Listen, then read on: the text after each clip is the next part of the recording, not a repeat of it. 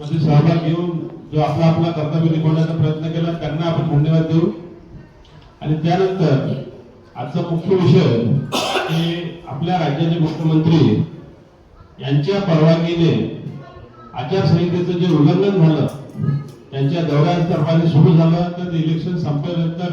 प्रचार यंत्रणा संपल्यानंतर 13 तारखेला 5 नंतरही चालू होतं आणि ते कशा पद्धतीत होतं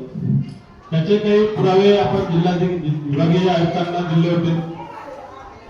आणि मुख्यमंत्र्याला जिल्हाधिकारी यांच्या मार्फत राजीनामा मागितला होता आणि त्यावर कोणत्याही प्रकारची वाच्यता किंवा त्याचं उत्तर देण्याची आवश्यकता सत्ताधारी पक्षाला वाटली नाही किंवा जे निवडणूक प्रक्रियेमध्ये सहभागी अधिकारी वर्ग होता त्यालाही त्याचे उत्तर देण्याची काहीही आवश्यकता वाटली नाही। जे लोकशाही कितपत योग्य आहे हे आपण सगळे पत्रकार बंधू जाणतात। आता नाईक मुंडे साहेबांनी मला एक गोष्ट सांगितली की त्यांची सुद्धा एक कंप्लेंट होती पत्रकार म्हणून, त्याच्यावर काही कारवाई झाली नाही आणि हा प्रकार आताच नाही तर नाईक मुंडे यांच्या माहितीनुसार वारंवार असा होत आहे आणि त्याच्यावर कोणती कारवाई होत नाही किंवा मतदार ज्यावेळेस मतदान करतो तर त्याचा हक्क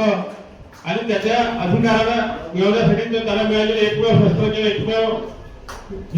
काय म्हणतो आपण त्याला साधन आहे आणि त्याच्यावर जर डागा टाकण्याचं काम जर सरकारी यंत्रणेमार्फत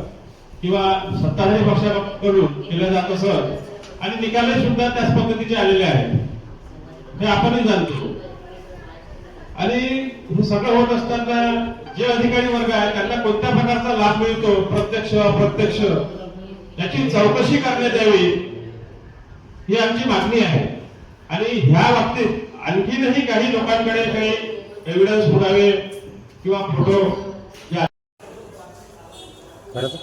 आजची जी प्रेस वार्ता आयोजित करण्यात आली आहे ती जे 15 तारखेला आपली महानगरपालिका निवडणूक पार पडली ती चालू असताना ज्या पद्धतीनं आचारसंहितेचा भंग करण्यात आला आणि मुख्यमंत्र्याच्या दौऱ्यापासून आचारसंहितेचा भंग करण्याचं सत्र सुरू झालं 4 तारखेपासून तर ते निवडणूक चालू असेपर्यंत सुद्धा चालू होतं आणि ते करत असताना मुख्यमंत्र्यांनी त्यांच्या दौऱ्याच्या मार्गदरम्यान येणारे सर्व रस्ते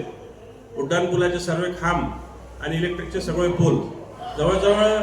मुख्यमंत्री पंतप्रधान आणि भारतीय जनता पक्षाचे मोठ्या नेत्यांचे फोटोनी रंगवून टाकलेले होते आणि त्यानंतर ते सत्र जे सुरू झालं तर 13 तारखेला 5 वाजता 6 वाजता प्रचार बंद झाल्यानंतर सुद्धा बऱ्याच ठिकाणी विविध पक्षाचे बॅनर पोस्टर्स सरकारी संपत्तीवर गार्डनच्या फेन्सिंगवर जे आपल्या ठिकाणी सौंदर्यीकरणात काही संतांचे जे गेट्स लावलेले आहेत त्याच्या गेट्सवर सुद्धा लावलेले होते त्यानंतर इलेक्ट्रिक पोल्सवर होते आणि काही ठिकाणी जे सरकारी व्यायामशाळा ज्या अनुदानातून बांधलेल्या आहेत किंवा संस्थांच्या आहेत त्यांच्या भिंतीवर सुद्धा होते त्याचे काही पोस्टर्स मी 3 दिवस अगोदर आपण सगळ्यांना दिलेले आहेत आणि त्यानंतर सुद्धा याची सगळी माहिती प्रशासनाला देऊन सुद्धा मुख्यमंत्र्यांच्यासाठी तर आम्ही 5 तारखेला मुख्यमंत्र्यांचा राजीनामाच त्या निवेदनातून मागितलेला होता आणि त्यानंतर 13 तारखेला दुपारी जवळजवळ 3 वाजता मी ही सगळी माहिती आणि सगळे फोटो गुगल मॅप सहित सगळ्या ठिकाणी टाकलेले होते दुपारी 2 वाजता नंतर पण त्या संदर्भात कोणती चकार सुद्धा प्रशासनातर्फे पूर्ण निवडणूक प्रक्रिया आणि निकाल जाहीर झाल्यानंतर सुद्धा कुठे करण्यात आलेला नाहीये आणि हे जे या पद्धतीने निवडून आलेले उमेदवार आहेत की ज्यांनी उल्लंघन केलेलं आहे त्यांच्या उमेदवारा सर्टिफिकेट देऊन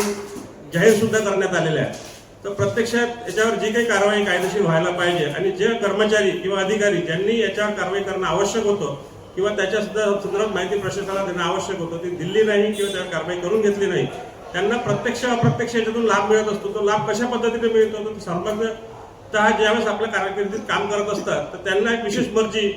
या आमदार खासदार किंवा त्या पक्षाच्या मोठ्या नेत्यांकडून किंवा त्यांचे कामं त्यांच्या वैयक्तिक अडचणी त्यांच्या ट्रान्सफर्स याच्यासाठी होत असते आणि या सगळ्या गोष्टीची चौकशी करून त्यांच्यावर कारवाई करण्यात यावी आणि अप्रत्यक्ष जे उमेदवाराकडून त्यांना फायदा मिळतो तो कोणत्या पद्धतीचा मिळाला ते आता मला समजायला मार्ग नाही